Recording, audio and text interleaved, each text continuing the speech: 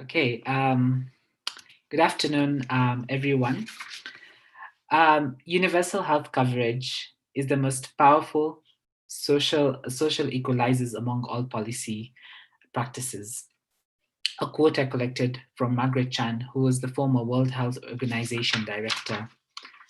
Indeed, the COVID-19, welcome everyone to it is an honor and pleasure to welcome you all to our first ever, MSAKE's first ever online General Assembly. My name is Yasser Hamza. I'm a medical student at the University of Nairobi, currently serve as a local officer and the National Officer on Medical Education elect for MSAKE. And it is my great pleasure to welcome you all to this online General Assembly. Indeed, the pandemic has had an impact on so many things, including physical gatherings, and that's why we are doing this online, having our online General Assembly.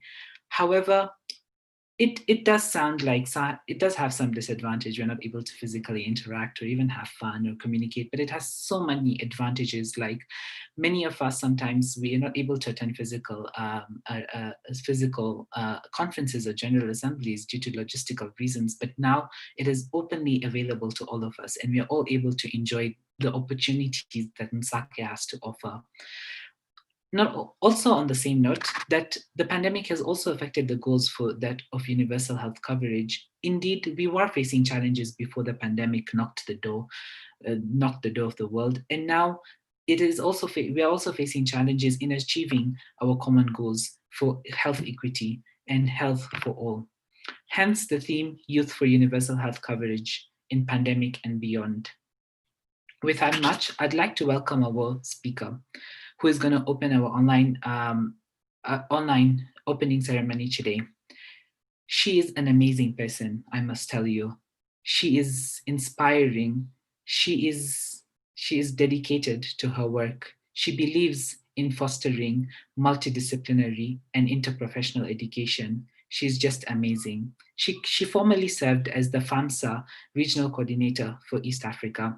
She's also the FAMSA ex-official and currently serves as the MSAMO, which is Moi Students Association, which is Medical Students Association of Moi University chairperson, and the only lady, the only female serving in the MSAKE Presidential Council.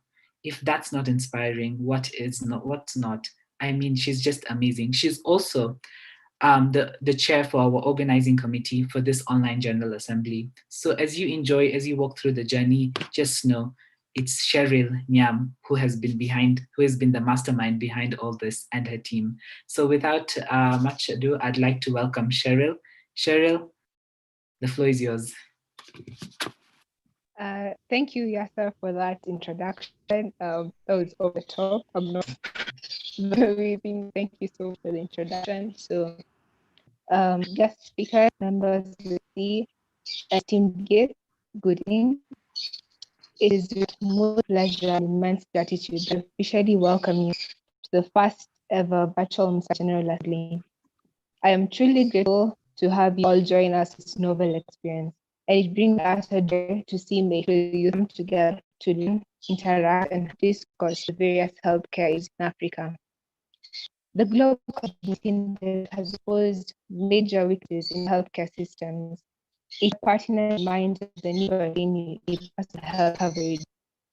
This revelation inspired the theme of the General Assembly, Youth for UHC in Pandemic and Beyond. During this event, we will discuss the possibility of attainment and the role that we, students in healthcare, can play in advocacy. The delegates will have the opportunity to learn, discuss treating diseases, pandemic preparedness, among others, from highly experienced leaders of care. In addition to this, there will be an hour of workshops that students can attend on topics such as global health policy and advocacy, meaningful youth engagement, research sensitization, medical evidence, ethics and palliative care, and One Health. We hope to engage brilliant minds, brainstorming ideas, and coming up with feasible solutions for the problems in Africa.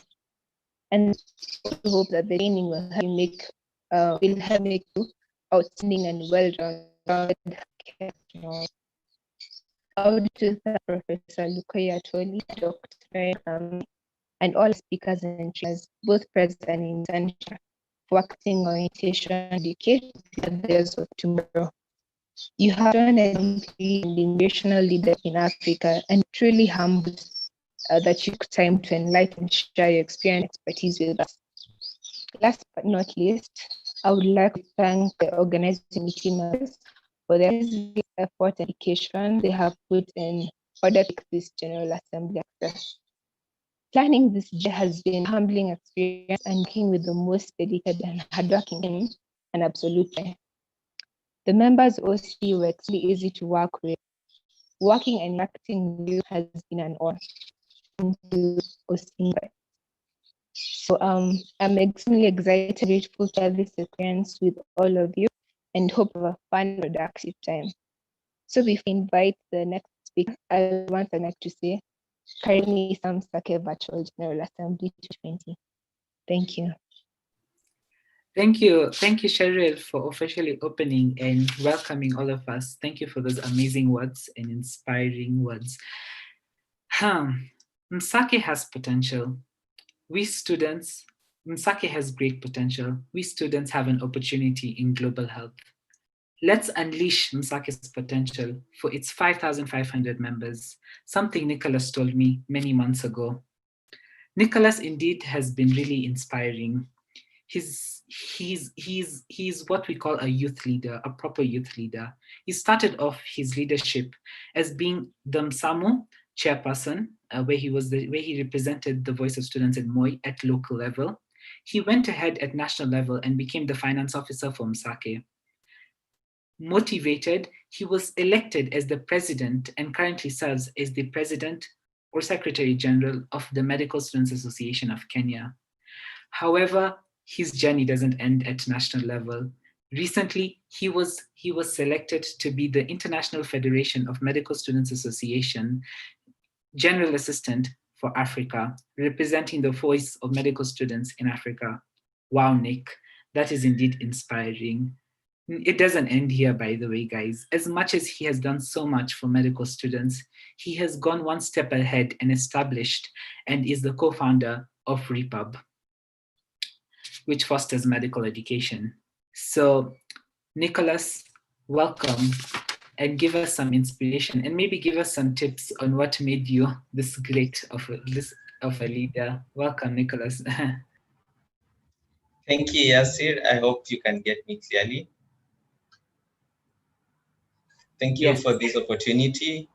The chief guest, Professor Koyatwoli, the MSAKE patron, Dr. Joy Mugambi, the FMSA Executive Board representative in absentia that will be joining us in a few minutes. That is the Vice President for members, Dr. Alicia, the MSAKE Executive Board and President's Council members present and fellow MSAKE members.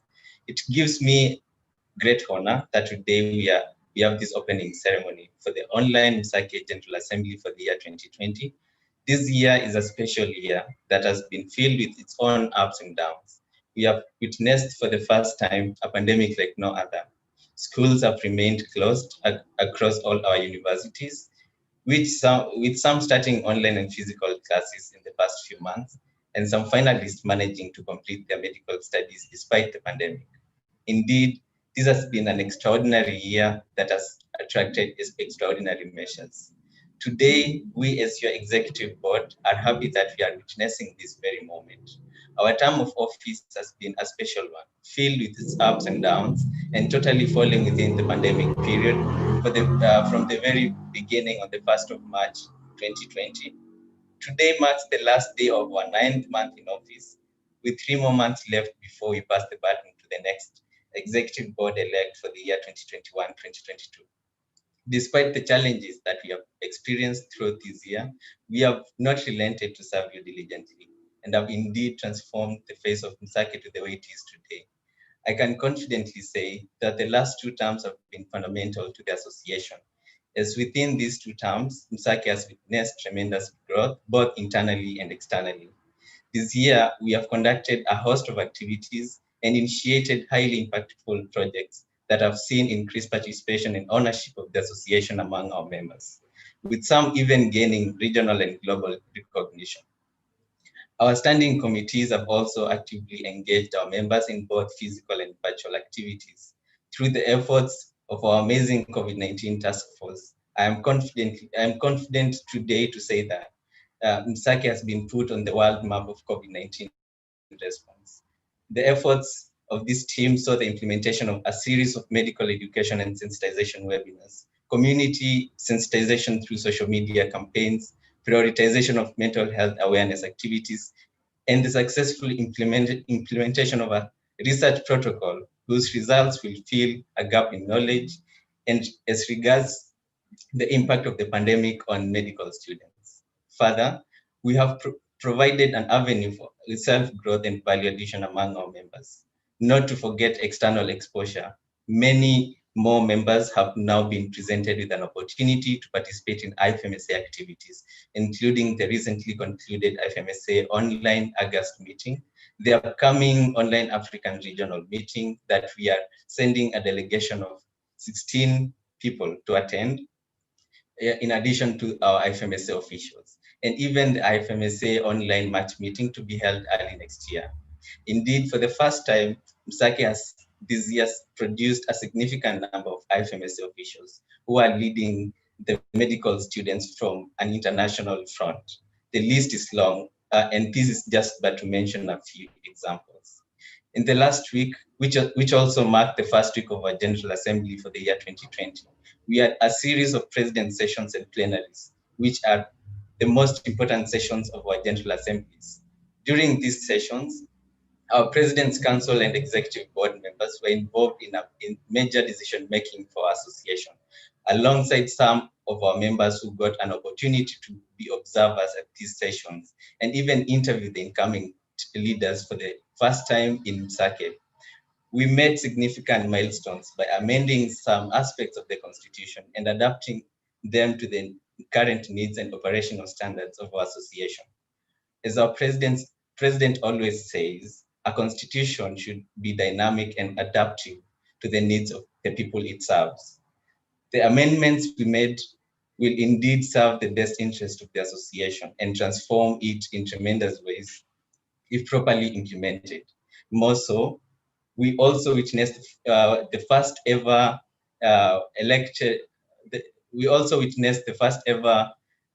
election in the General Assembly for the incoming executive boards. And this is something that was implemented during the last year's General Assembly.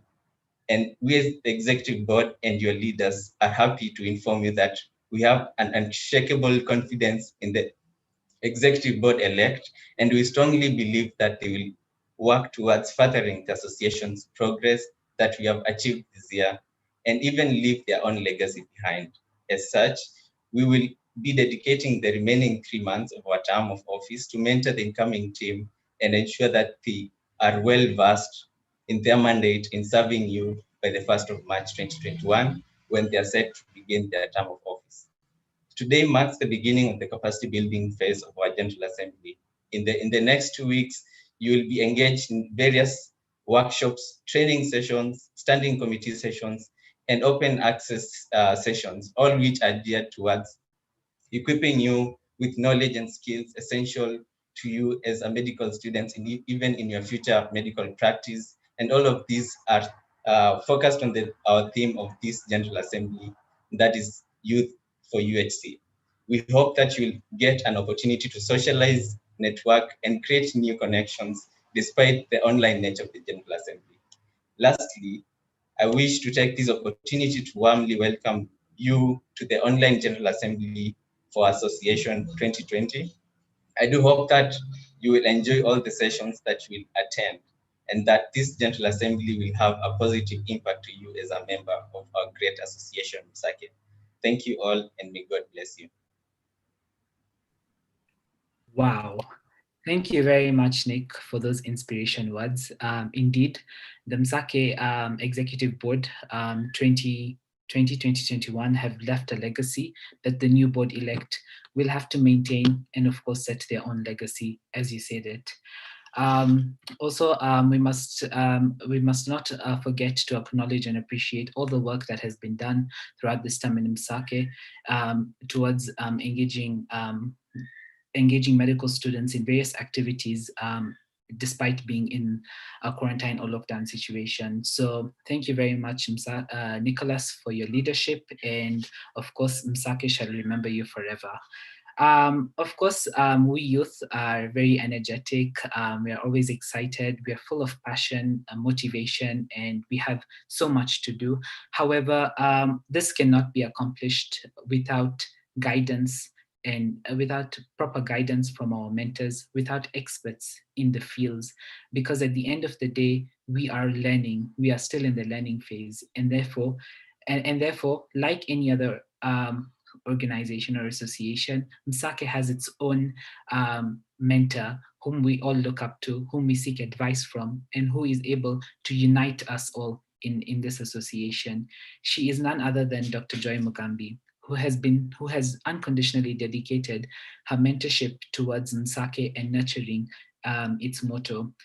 Dr. Joy is a family physician and also the former assistant for the Kenya Medical Association, Secretary General for Kenya Medical Association, KMA, and she's currently serves as the patron for the Medical Students Association of Kenya.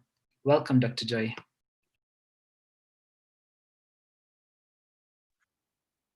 Thank you very much, Yasin, and thanks to the team. I'm Dr. Joy Mugambi, patron of MSAKE, and very proud to be mentoring the next future leaders of Kenya Medical Association and very many leadership roles that they'll take over in the next few years that are coming. I'm so proud to have served the last 3 years under the shadow of my mentor, who is Professor Atwoli. Professor Atwoli was meant to be the patron these 3 years, but he handed over the mantle and nominated me to take over this task.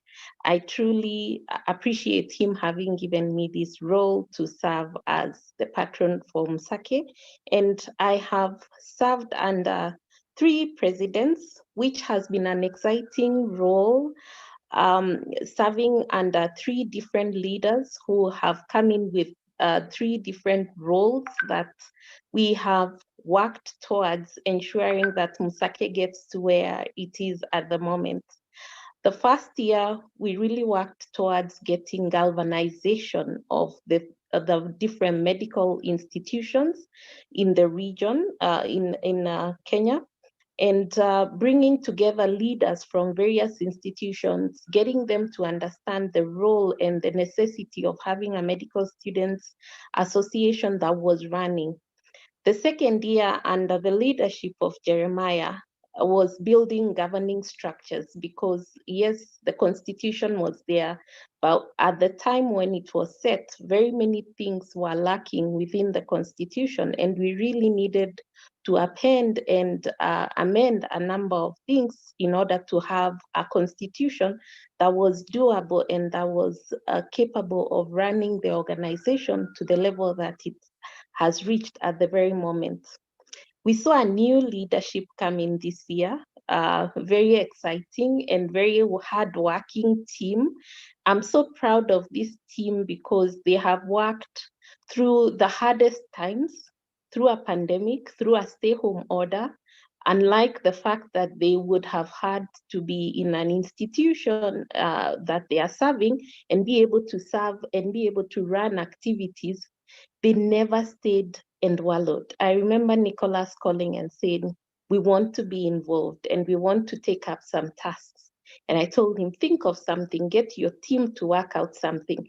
And I can never be more proud than I am at this very moment because the whole team took up leadership. They set up their activities and their events. I didn't have to push them. I didn't have to have them doing anything. And for sure, you have galvanized the whole of Kenyan medical students, brought them together, got them active, organized wonderful webinar sessions, which I have attended, yes, and I have listened through. Some of them were very unique from the standing committees, and I would say you have done a great task. Moving ahead, the new leadership team is coming forward, and we know a lot will be happening soon. You have a big task. We had started out putting the structures in terms of ensuring the organization is well registered in order for financial stability to be established. So this is a task that the next leadership will have and will need to establish in order for this organization to move to the next level.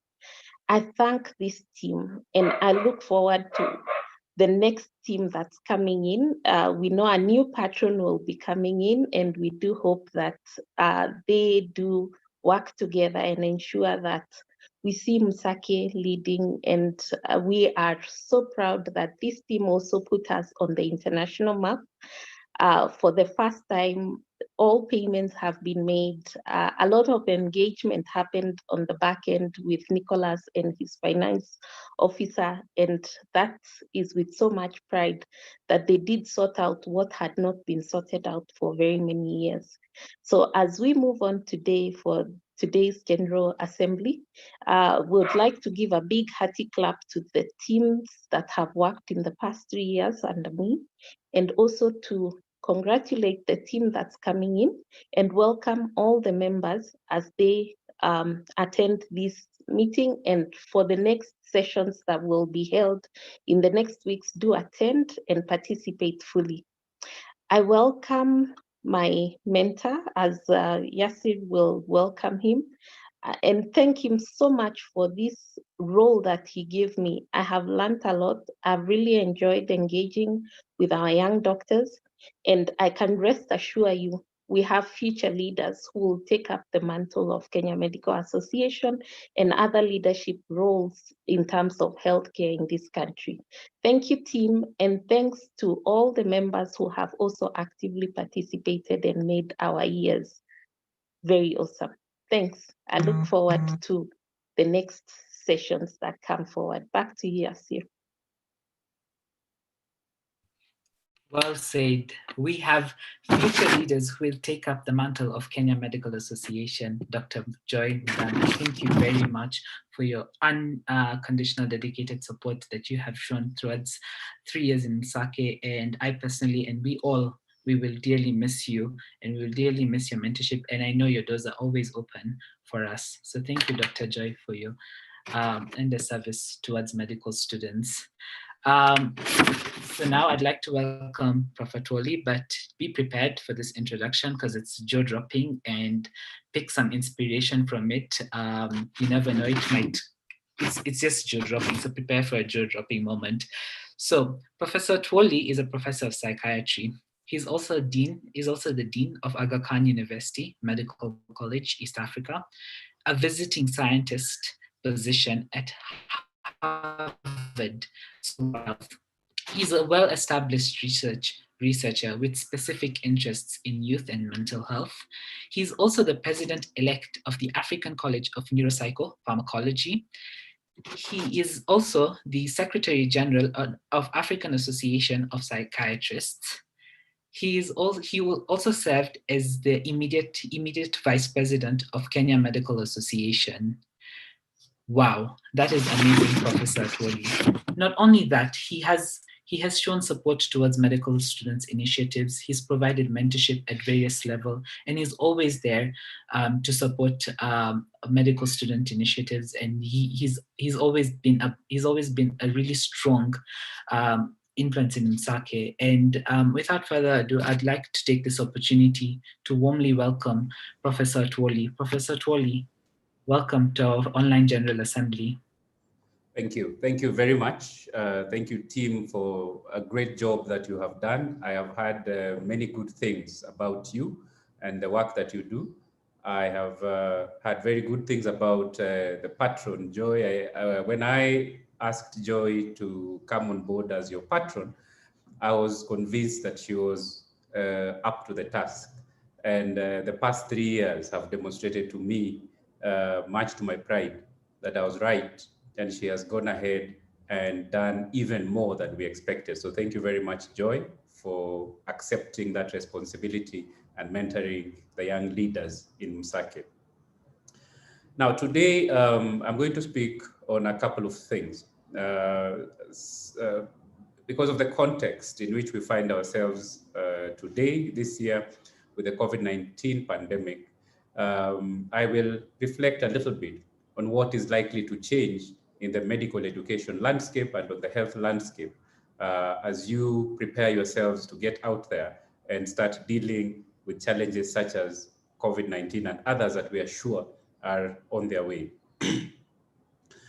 I'll begin by pointing out that it is obvious that every one of us has been affected by this pandemic since it began and since it landed on our shores in March of 2020.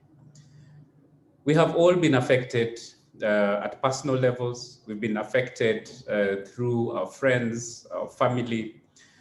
But those of us in the health sector have had another hit in the sense that you have seen patients come in with this infection, and some of them have not fared very well. So the effect on us in the health sector is probably double what we are seeing in the general population. In addition to these effects, for the medical students, we are aware that your education has been disrupted significantly, with many medical schools closing shop and only recently reopening to allow the final year students to finish their studies. So this impact is huge for you as medical students. So this is a difficult time for the medical profession. It's a difficult time to be preparing to enter into the medical profession, and you will have very many questions about whether you made the right decision at the beginning. I will assure you that since time immemorial, medical education has been meant to prepare you in order to deal with exactly the situations such as that we find ourselves in. I have argued before that medical education prepares us to deal with emergencies and to deal with pandemics such as this, and that everything else that we do in between those emergencies and pandemics is preparatory work. All the work that we do, learning about how to treat headaches and how to fix, fractures and so on, we are really keeping ourselves in a state of readiness so that when a threat to the very existence of the human race emerges, we are at the front line and we are ready and prepared to deal with it. And therefore, if you enter the medical profession, if you went into medical education with these values, with these goals in mind, then you're being prepared for exactly what you are required to do. However, difficult times, in my view, present opportunities for great things to happen. I have argued, and I will continue to argue, that disaster opens the door to a historically consequential moment. We can spend a lot of time agonizing over the negative impacts of this pandemic on our personal lives, on our professional life, and on our education. But that will not change much, and we will not be fit and proper persons to continue functioning even after this pandemic has gone. There will be many changes that are coming our way, and I will enumerate just a few. One of the first and most immediate changes in your lives as medical students is the change in the methods of delivery of medical education. You will have noticed that in many of your medical schools, there has been a lot of shift towards online classes, towards digital technology in learning, and this is unlikely to be reversed in the coming years. In fact, we are going to see many more courses, many more components of your training being delivered digitally over the coming years. Now, the advantage of this is that your teachers and your mentors will no longer be restricted to people who are in your immediate geographical vicinity, and the entire medical profession has been opened up to you for you to learn from them. The content is going to change. The content of your medical curriculum is going to change, and it will change in my view, to emphasize the social determinants of health and public health interventions. That is going to start taking up a bigger chunk of how we train doctors in the coming years, because of the realization that no matter how good we are clinically and at the bedside, there are certain things that we need to ensure are in place outside of the classroom that would have an impact on health and wellness in our populations. So that is going to change. Something else that's going to change is that it is possible that the model of medical education is going to change. And the change, which might be the most consequential change in our area, in our country, and in our region, would be separation of biomedical sciences education from clinical education. The goal of this separation may be to accelerate the process of training doctors in a clinical environment and to have a wider variety, a broader variety of people coming into the medical profession, given the changing and evolving needs of our population. Another change that I see coming as a result of this pandemic is renewed interest in areas that were not as prominent in the past, such as in vaccinology, in virology, and even in epidemiology. So those of you who had this idea that your careers have been restricted to a few clinical areas like medicine, surgery, pediatrics, and so on, this is going to change. Your field has just opened, and choices that are open to you have just bloomed right in front of your eyes. We're going to see changes in your work environment as you graduate, as you leave medical school, and even within the medical school, the clinical environment. We're going to see changes that ensure that there's less crowding in our clinical areas. There's less, sharing of beds and, sharing of physical space going forward.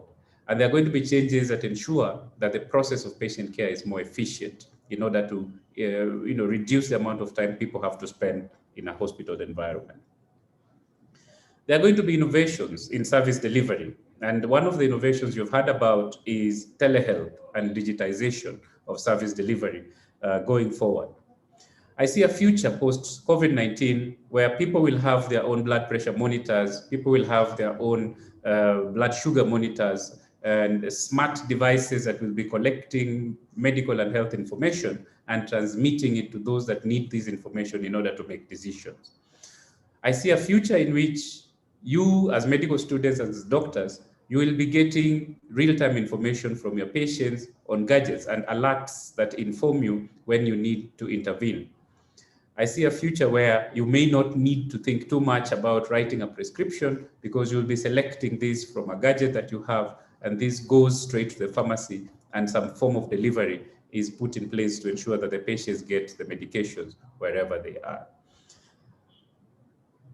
We are going to see hospitals being redesigned for better infection control and for efficiency as well. So the old model of hospitals as being spaces that are, crowded with one path through them and with the doctor loading it over everyone else, that is going to be history. And so we have to think about new ways of designing clinical spaces and hospitals that are more efficient and reduce the risk of infection for our patients. So there are going to be many changes, as I have indicated. The prospect of these changes is likely to induce anxiety among medical students, among doctors, among health workers, and that is normal. However, there's only one way of reducing our anxiety about the future and about some of the things that we fear might be coming in our future. And the one way of reducing our anxiety in the future is in participating in its creation. And if you participate in the creation of the future, you become a modern day prophet, because you can predict what's going to happen and you will make it happen. And you would be like a modern day prophet. So my challenge to you today is to ask yourselves, what aspect of these changes that are coming are you going to participate in? What aspects are you going to predict in order that 5 years from now, 10 years from now, you can be identified as a modern day prophet? So those are the remarks that I wanted to make with regards to COVID-19 and with regards to what the future looks like. However, there are a few things that are not going to change. And I'm going to close by looking at those, just one aspect of those things that is not going to change. And this aspect that is not going to change is professionalism and how we carry ourselves and how we do our work as medical professionals. I have said before, and I repeat, that a profession survives over time only through a process of ruthless efficiency in weeding out those that bring it down, or quacks, if you like, and ensuring that each and every member is the other's keeper. That is the very definition of a profession. And a profession that fails to do this soon collapses and does not merit the title of a profession of being noble. There are a few things that I have collected over time that I can remind you in your coming life as professionals and in your current life as upcoming professionals. And these are very few things that have proven true over time. And the first is that you need to be truthful and clear in your communication. So you have to learn these skills of communicating truthfully and clearly, no matter the medium, whether it is going to be digital media or whether it is going to be in person in future. You need to be faithful and dependable, no matter whether you're working from home or whether you're treating somebody remotely or in person. You're going to have to remain upright and to keep to the tenets of ethical practice, because that is the only thing that will help us to survive in the coming years. You're going to have to take care of those that cannot take care of themselves. We are a helping profession, and we have to keep looking around ourselves to see those that need help and designing strategies and ways of helping those that cannot help themselves. And finally, personal development advice from me over the few years that I have collected is about the prospects of our benefit or our gain. And I usually say, as I will say again, do not chase anything that you consider worth having. And I say again that anything you chase runs away from you. And I know many of you are anxious about, when you get employed, are you going to get a good job? Are you going to get a salary and so on? But I will remind you that anything you chase will run away from you, including money, including fame, including power. You do not chase after good things, you attract them. And you attract good things by being good at what you do, good to others, even strangers, and good to yourself. And good things, including wealth, will chase you when you're this good. And this, in my view, are values that are worth living for. And many great people have indeed lived and even died for these values. Thank you very much. Thank you very much, Professor Twali, and well said. I guess that's the best piece of advice I've ever received personally. So thank you very much for that. And thank you very much for those inspiring words. Indeed, we do live in such unprecedented times. And as medical students, we fear contracting the virus. We fear so many things. We also fear for our quality of education. Sometimes we fear if you're going to be competent doctors or not. But I guess it's a difficult time. It's a global challenge.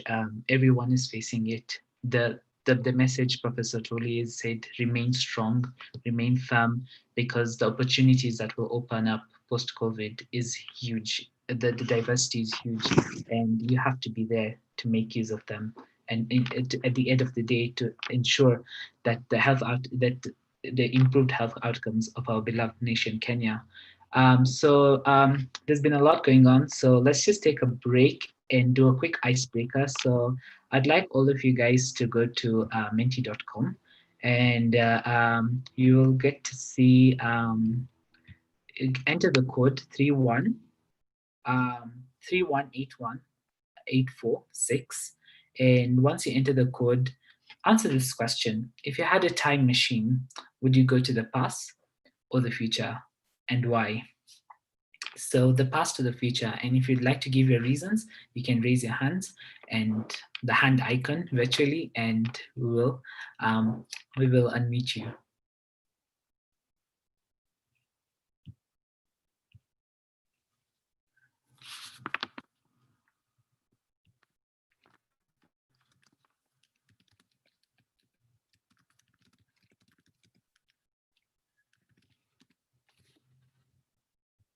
So you can see someone wants to go to the future. I mean, remember, this COVID-19 that has come in between the past and the future. So if you are given that opportunity, would you travel to the past or the future? So it's really simple. Just go to www.menti.com and use that code 3181846 to just answer the poll. It's really simple. So we can give this another 2 minutes. So again, I imagine, would you go to the past or to the future? So think COVID and think, would you go pre-COVID or post-COVID? And maybe give us a reason why. And if you're really interested in giving us a reason, and we really want to hear from you, by the way, so just raise your hand, please. There's a small icon where you can raise your hand and I will unmute you so you can speak. We also want to hear your voices.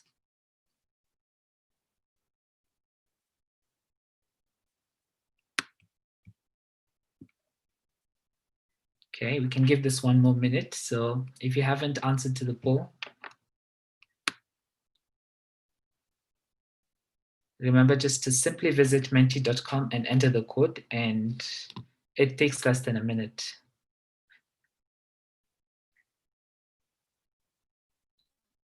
Okay, so would anyone like to maybe state a reason why they would like to go to the past or to the future? Anyone? Or should I randomly select?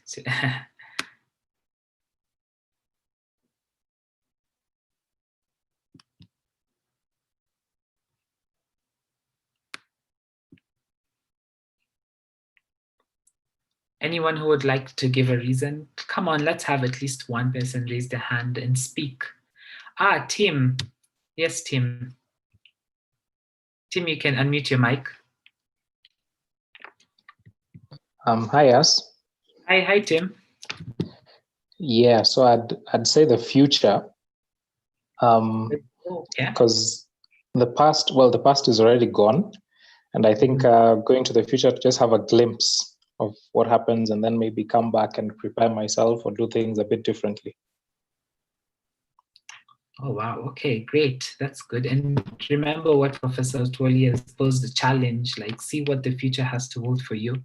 And maybe you can find that you're actually interested in something and that you have a role to play. So thank you, Tim, for your perspective. Anyone who would like to go to the past, any of the 4 that's selected?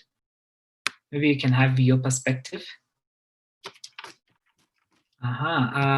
Melvar, you can unmute your mic.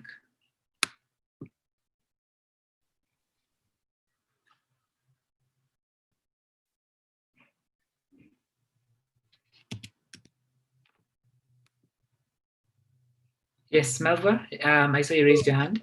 Okay, can you hear me? Yes. I would go to the past to make amends of the consequences of probably what I'm facing right now. And I wouldn't go to the future because for me, life is about unfolding. And if I go to the future, the zeal or the thrill of life would be taken away from me. So I would go to the past. Wow, indeed. Respect. Well said. Thank you very much, Belva. So anyone else? Anyone? Okay, I guess that's it. So thank you guys for participating in this short break. It was just a quick mental break so that we can also, internalize that what is the amazing things that are being said in this forum today. So next, I'd like to invite one of the people are actually so he's come all the way here. He's joined us all the way from Zimbabwe. So let me just take you through his journey. So his name is Dr. Alistair, and he served in his national association, which is like MSAKE, but in Zimbabwe it's called ZIMSA, Zimbabwe Medical Students Association, where he served as the vice president, where he served as a NORP, as a National Officer for Human Rights and Peace, then as a vice president for internal affairs. And then he went to a regional level where he actually served as a IFMSA development assistant for Africa. And then later on, he was elected as the regional director for Africa, representing the voice of medical students in Africa region. And it doesn't end there. Currently, he serves as the IFMSA vice president for members, representing 1.3 million medical students worldwide. Indeed, that is very inspiration. Please, Alistair, welcome and share with us a glimpse of your journey and what makes you so passionate about youth. Welcome, Alistair. Okay. All right, just getting a hang of the tick here. Okay, good evening, or is it afternoon? Nawatakia jioni jema, MSAKE family, and Prof. Atwoli, Dr. Mugambi, and all the co-panelists here present and attendees. I will not dwell much on the introduction. I'm just a recently completed medical doctor. My name is Alistair, and I'm honored to be part of this moment with you. I know most of you understand the significance of this moment, but for those who don't, I'll just explain. A few years ago, in 2016 to be precise, MSAKE took the bold step of pulling off the first ever General Assembly. It was a big accomplishment, so big that it sent echoes down in Harare. This step represented an example of a continued state of growth and excitement that should always be present in youth-led and youth-focused organizations. I, however, am 100% confident that everyone who participated in that groundbreaking activity that took place at St. Andrews in Turi could have not imagined that a few years onwards, in the midst of a pandemic, a few medical students just like them would carry on such a tradition and hold an audacious, bigger than ever General Assembly, which is completely online with such a high-powered program and a body of panelists. I think this is a big moment. And if you're a part of the MSAKE family, I need you to just look at yourself and give yourself the props that you deserve. So as I said, I'm here, but I'm here on behalf of the International Federation of Medical Students Associations Executive Board. And our family at IFMSA is made up of 139 other medical students organizations, just like MSAKE, dotted in 129 countries across the world. And my message to you is simple and probably very familiar to most of you. My message is simple. It's just think global, act local. What I mean by this, I will try and explain what I mean by saying think global, act local, and what it should mean to you. The first thing that I need to explain is, particularly to the people in MSAKE, MSAKE does not belong to you.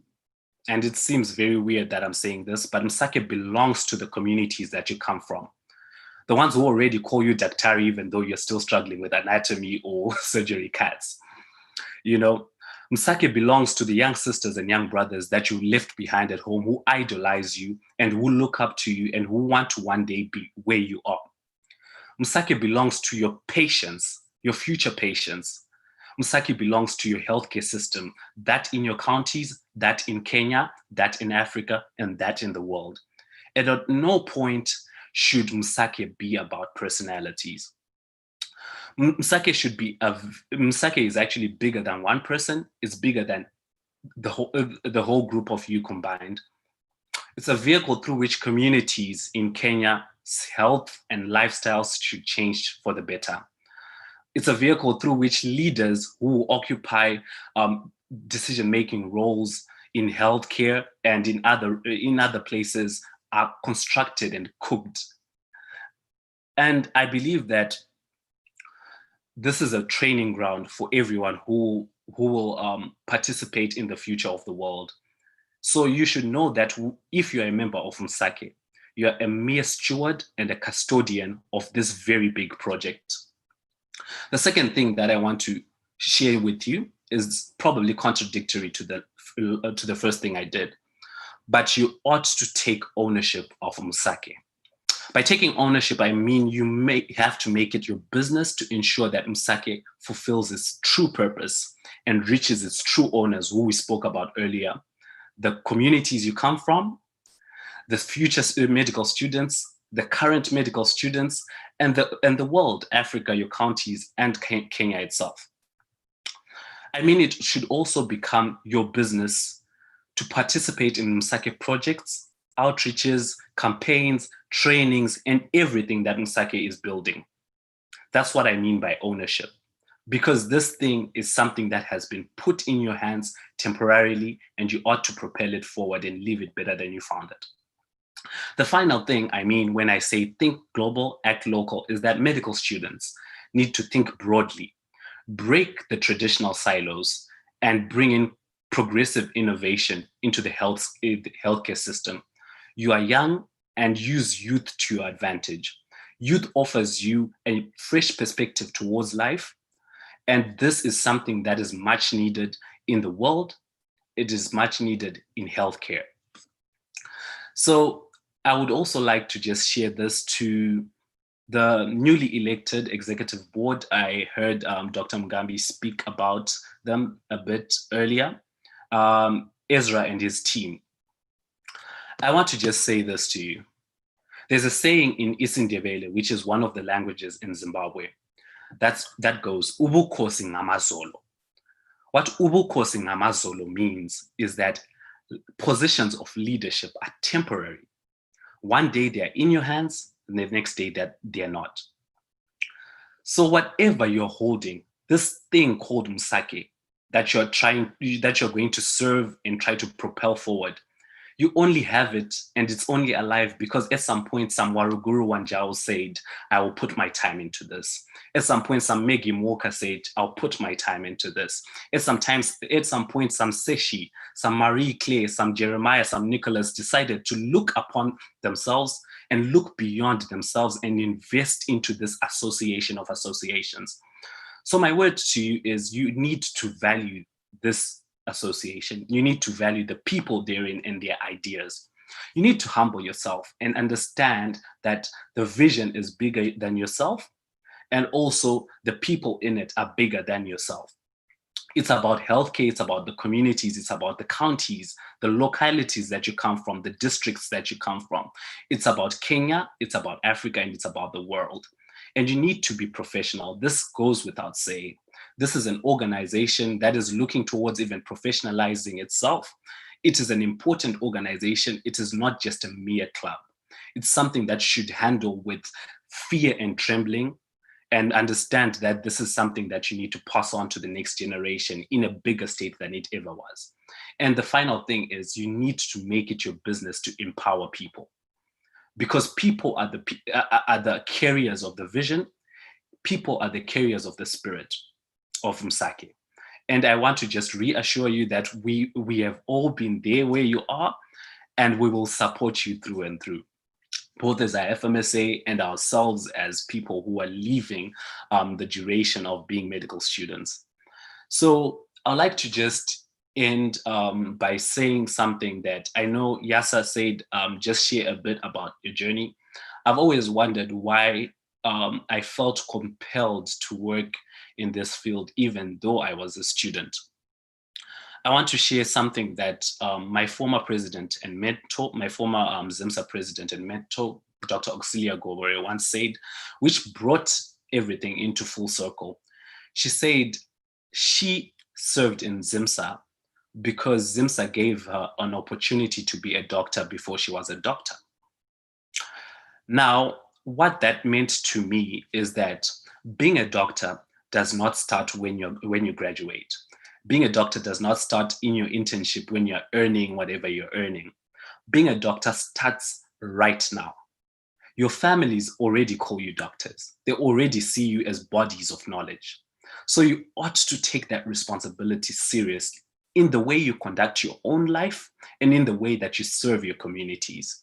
You need to think bigger than yourself, and you need to understand that being in MSAKE allows you to serve as a doctor even before you're a doctor. And I'd like to encourage you with this. It does not take your time away, it adds to your time. You will not fail medical school, you will do well. And I really, really wish the best for you in this General Assembly. Thank you.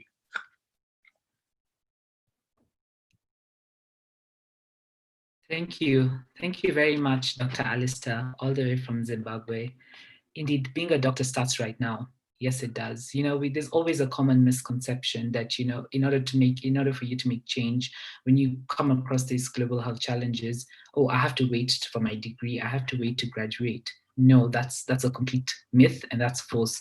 You have a role to play as medical students. You don't need to wait to graduate. You should start now, as soon as possible, because by the time you graduate, you'll already lose the opportunity to build your capacity, and you might lose the interest. So if you're passionate, interested about something, go ahead for it.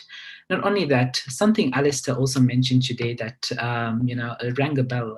Took me a month ago all the way in March in Rwanda, when Alistair had mentioned, when I first met Alistair, and he mentioned that, like the way he just mentioned to you that MSAKE belongs to you, he also mentioned to all NMO presidents that IFMSA doesn't belong to anyone, but it belongs to NMOs.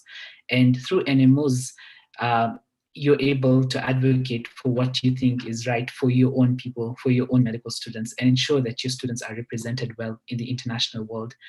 At national level, MSAKE doesn't belong to the executive board. It doesn't belong to the patron. It doesn't belong to the president, but it belongs to you. It belongs to your local chapters, where you're able to act locally, and of course have a global impact, similar to what Alistair had mentioned. So thank you very much, Alistair, for taking the time off. You're a doctor and you must be very busy, but thank you very much for your continuous support. As you can see, he mentioned all the presidents of MSAKE. He's been well acquainted with MSAKE for very many years, and thank you for your support towards Africa, towards MSAKE, and we salute you for that. Thank you. And in Kiswahili, what we say here is asante sana. And Alistair, I hope you enjoyed our Kenyan tea, the one we brought for you to Rwanda. It's unfortunate that it's running out, but I love my Ketepa and I love my Kericho Gold. Like, I always have it. Thank you. Great. Yeah. So if Alistair ever comes to Kenya, just know that he likes tea, Kenyan tea. So that could be a good gift. Okay, thank you very much, Alistair. Finally, now our last speaker for today's opening ceremony for our national GA. We have someone who has served MSAKE very well. She has been really inspiring, especially in the world of SRHR. She's a true advocate of SRHR, and she's really voiced many people in the communities. She has served at community level. She served at national level. She actually served as, she was the former NORA, which is the national officer for SCORA, and currently right now is the CEO and co-founder of REPUB, which is a company that fosters medical education and also tries to build capacity in students when it comes to the world of research and medical education. So without much ado, without wasting more time, to hear from this amazing girl who is also my mentor, Atia Tulmonim from Moi University. Atia, welcome. Thank you so much, Yasser. I hope you can hear me well. Yes, absolutely. Great. First of all, thank you so much for giving REPUB the opportunity to be part of this really powerful panel that the OC has put together. We're truly honored to be part of it. So as mentioned, my name is Atia Tulmonim. I'm a final year medical student at Moi University. And as Yasser mentioned, I'm one of the co-founders of REPUB Med Limited. So mine is going to be very brief. I will just take you briefly through what REPUB is all about. REPUB, actually the idea of this was conceived at the Kenya Medical Association conference back in 2019. So for medical students who are watching this here, attend those conferences. Something good will always come out of them. So it was a great opportunity for us to network with them. And while we were at the conference, we met Dr. Were, who is now the current president of KMA, and the Dr. online team. We came together with the joint vision of helping students progress and advance their medical education. We wanted to make their work easier for them. We wanted to address some existing gaps that they may have in their work. So we acknowledge that there is an existing gap in publishing and research amongst medical students, especially in Kenya. And some reasons owing to this are probably very high article processing charges that many students who are undergraduates cannot afford. So despite having done remarkable studies, like in Mo University, Professor Tole could tell you, we have a very extensive COBS program. So every year we have incredible studies that students do, but we're not able to publish them. Why? Because we can't afford those article processing charges, or because we're not aware of the various platforms of publishing. So we brainstormed about it, and we came up with what is now coined as the Repub Healthcare Student Journal. So this is a very unique, one-of-a-kind journal that is set up by healthcare students for the healthcare students. It is completely free of charge, and it's open to all healthcare students globally. So any healthcare student, respective of the course you're doing, dentistry, physiotherapy, medicine, wherever you may be, this is a chance for you to publish your work. So something really unique about this journal is the emphasis that we put on capacity building. So in our journal, we have a double-tier review system. We have junior reviewers and we have senior reviewers. So through this double-tier system, we're trying to train undergraduate students as junior reviewers to become more competent reviewers. This is being done by the help of our senior reviewers, who are a collective group of very renowned researchers from across the globe. We have people from Harvard, we have people from Kenya, we have people from, it's really a vast variety of researchers who are helping to mentor undergraduate students with experience in research to become more competent researchers. So when a student submits a paper to the Repub Healthcare Student Journal, it undergoes reviewship by first the junior reviewers, who are the students, and then the senior reviewers. So whereas we are helping students to publish their work, we're also helping students to learn more about the process of reviewing papers. So it's a very multifactorial sort of journal that is really just trying to help students better their research skills as well as publishing their work. Another aspect that is very unique to this journal is, again, focusing on capacity building. We recognize that not every university has an emphasis on research in the curriculum. So we came up with the idea of actually teaching students how to do research. So we take them through different steps of research, and this is done by the help of our senior reviewers as well as junior reviewers. So they're taken through different processes of research. We help mentor them into research, and once they have produce good papers, we provide them with the avenue to actually publish these papers, because that is the end goal here. As we kept expanding, we set up a second arm of RepubMed, and we coined it actually RepubMed. And the idea of this is to create medical education that is more centered around the African context. I know we recognize that there's a lot of existing medical education platforms, but the unfortunate part about that is that they don't put emphasis to the needs of the African medical student, or rather the healthcare student. So the conditions that are more endemic to us are not really highlighted as well in the existing platforms. So that is a gap we also identified, and our intention with that is to provide medical students with African medical students with a medical education platform that they can relate to and they can actually afford as well, because many of these existing platforms are very difficult for an average Kenyan, let's say Kenyan student, to afford. So we want medical education to be easily accessible and relevant to our students. The progress we have made so far is we've had a couple of trainings, a couple of sensitization for research purposes for students. We've hosted medical education seminars, especially over this COVID period. We have a website up and running, repub.co.ke. So if you're interested, please check us out. And yeah, if you have a paper that you're interested in publishing, please check out our website. You can check out the guidelines for publishing the work. And if you need any help, you can always reach out to the campus representatives. We have one assigned to every campus medical schools in Kenya. So you can always reach out to them. You can reach out to anyone in the management, would be happy to help. Bottom line, Repub is here to help make your work easier as a medical student and help mentor you to become the best version of yourself. Very soon, we will be rolling out a very extensive mentorship program as well that will focus holistically on medical education and, the social aspects of it, professional aspects of it, networking and opportunities for students. So please stay tuned for that. We're really excited to roll that out. And once again, thank you so much for giving us this opportunity. We're truly honored to be here. And yeah, if you need us, please feel free to check out our website and reach out to us. Thank you. That would be it from me.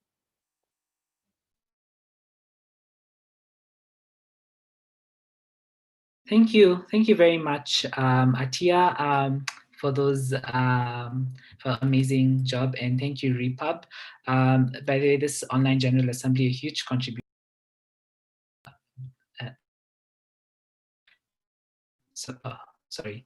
This General Assembly, a huge contribution of this General Assembly has been brought to you by Repub as well. So I've sent the Repub contacts and more information on the chat. So if you're really interested in finding more about Repub, as I told you, they're really interested in capacity building, and it's going to be already seen because they are really supporting us through various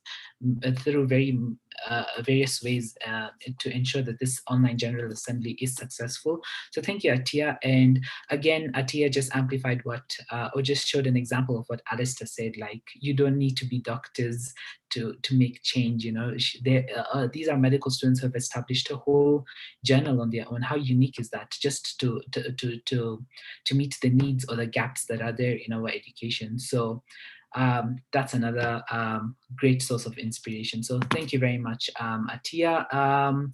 So we have come to the end of our opening ceremony, and you guys must be asking yourselves one question is, okay, so yes, there's this MSAKE. How do I get involved? Well, if you really want to get involved in MSAKE, the first thing is always participate in MSAKE initiatives that are always shared in your classroom groups or through your local chapter associations. So the MSAKE has standing committees. There's SCOMI, SCOPI, SCORP, SCORA, SCOF, and of course our other newly established one, SCOM, which is for mental health. Sit down and participate. There's so many webinars, there's so many, of course, most of the activities are virtual, but take part in them. Use this online General Assembly. There'll be standing committee sessions, there'll be other workshops. Take part in these activities. Get to learn your role as a medical student, because that's the whole goal, is to give you those tools that you can actually use to understand your role, and further on carry it on by establishing more activities in your local chapters. Our aim is to empower you, and of course promote the notion of nurturing professions. So remember what again Alistair said: MSAKE belongs to you, and MSAKE, own it. Take ownership, claim ownership of MSAKE, and be actively part of it. And again, we may also ask ourselves this question: okay, so how do I become a member of MSAKE? Well, if you're a Kenyan medical student that belongs to the 9 local chapters, you're already a member of MSAKE. So congratulations, you're a member of MSAKE from the day you join medical school. So you don't need to worry about finding out how to be a member. Just actively engage in MSAKE activities, take leadership roles, and showcase your opinions, your ideas, and we will value it. We will give recognition, and we will support you through very many ways. So thank you guys for taking the time to attend. I'd like to take this opportunity to thank Professor Twoli, for who is our keynote speaker. Thank you, Professor. You're a very busy man in the country. And we really appreciate your time that you have dedicated towards inspiring medical students. We'd also like to thank Dr. Alistair. Dr. Alistair, thank you very much, all the way from Zimbabwe. Indeed, what you said was truly inspiring, and we look forward to always, and as you also progress as a doctor, please keep you always support MSAKE, and we also hope to see you 3 years down the line, still join us in our General Assemblies. Hopefully it will be physical. And thank you, Dr. Joy Mugambi, for your unconditional service towards MSAKE and dedication. Asante sana, we really appreciate. And also thank you, Nicholas, for leaving behind a legacy. And you've also set a bar for the next executive board. So thank you, Nicholas. Thank you, Cheryl, for organizing the whole the whole General Assembly, and and the fantastic team that you have. Thank you, Team OC, for ensuring that that despite these challenges, that we're not postponing our agendas, that we're continuing them on time, so that no student is left behind. And we're just in a way of fighting the pandemic or embracing new technology. So thank you very much, Cheryl, and thank you all those who attended. You guys are now new owners of MSAKE. Feel empowered, and continue embracing MSAKE, participate in MSAKE, and take care. Have a good evening. Thank you very much. Bye-bye. Thank you. Oh, and thank you, Atia, for introducing to us Repub, and please, for all students, check the link for Repub, and visit Repub if you're really interested in research. Trust me, it's very good. It will really help you out. And they also have very many programs such as mentorships, etc. So take advantage of it. Yeah. Thank you, everyone. Goodbye.